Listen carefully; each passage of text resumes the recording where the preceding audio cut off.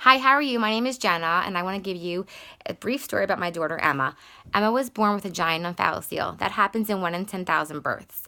It's an abdominal wall defect that causes all of the organs to form on the outside of the body with a protective membrane. It also causes underdeveloped lungs, breathing difficulties, feeding difficulties, etc. Emma's was detected at a 13-week ultrasound, and the doctor, who happened to be female, told me that Emma wasn't going to make it. She wasn't going to last the whole pregnancy. She was going to probably die inside of me. I should have an abortion. I can fly out of state and have an abortion if I decide after 20 weeks that I want to have one. I can always have other kids. The likelihood of them getting the same thing is slim to none. It's not genetic. Well, I told her that she's a cold-hearted doctor. She has no heart, she has no sympathy, nothing, and I took my care elsewhere because I'm all about giving life. As a woman, you are that child's advocate. You're able to feel life inside of you. So who are you to take that life that you're experiencing away from your baby? And it's not your body anymore. It's you and that baby's body. And no one can play God, and I feel that giving Emma a chance at life is the only thing that I could do, and that's what I did. I went to a hospital in Philadelphia where I got all of my prenatal care done there, and they did say that Emma was the worst case that they've ever seen, and to expect the worst, hope for the best. I have options, and they support whatever that I decide to do. Well, I decided to continue on with the pregnancy, obviously, because I am all about giving Emma a chance at life. And all my appointments were up there, and they told me that Emma's sac around her organs ruptured, and all of her organs were free floating in my amniotic fluid, which was basically they're not going to function properly, and her chance of surviving was 3%. We met with the palliative care team. They told us to plan her funeral. And to expect the worst at delivery, but hope for the best. But I just gave it to God because no one can play God. You just have to just give it to Him and just have faith and just believe that, your child is going to survive. And even if they survive for just a minute, you still gave them that 1 minute of life. So I went into preterm labor at 34 weeks, and Emma was born June 14th, 2013 at 11:15 in the morning, and she was born with a thin, undetectable membrane covering her organs. Now, we had the best of the best of the best ultrasound. I think it was a 4D ultrasound, like where you could see like the fingernail lines and like the lines in the fingers, but they didn't see a sac.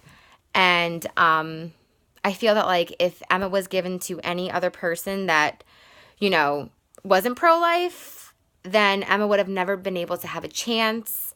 And that person wouldn't have been able to experience the person that I get to experience every single day, every single second, whether she's happy, having a temper tantrum, smiling, crying. I get to experience that because that's life. So Emma was born, and since that she did have the sac around her organs that gave her chances of survival, they increased. Even though we were in the NICU for 9.5 months, she was trached, she was on a ventilator, she had a PICC line, she had a feeding tube, all the bells and whistles that you can imagine. She was our first pregnancy, so typically, like, like I lived in the NICU for 9.5 months. My husband came when he was off. I stayed at the Ronald McDonald House. I commuted. We were only an hour away from the hospital. I would be there at 7 o'clock in the morning, and I would leave at 8 o'clock at night every single day for 9.5 months. When Emma came home, she basically came home with all the bells and whistles except for a PICC line, because they did a one-time surgery, and it happened to work on Emma. We weren't sure if it was going to work because she wasn't tolerating any tube feeding formula. And they did a one-time surgery, and it worked. And now other children can learn from Emma and that surgery because it worked on her.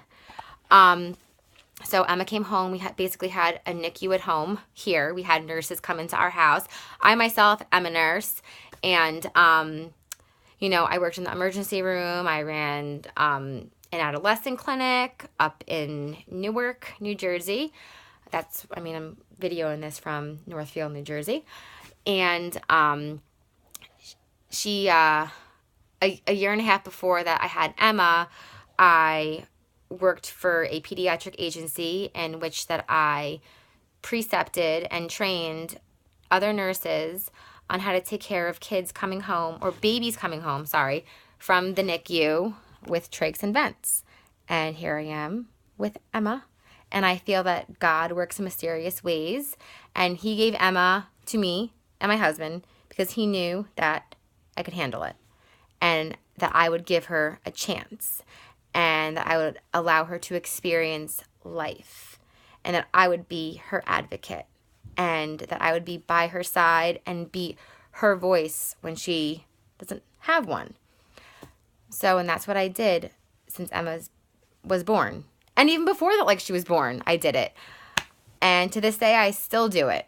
And she's 3.5 years old and she doesn't miss a beat. She got her trach out. She's breathing on her own. She's a walking miracle.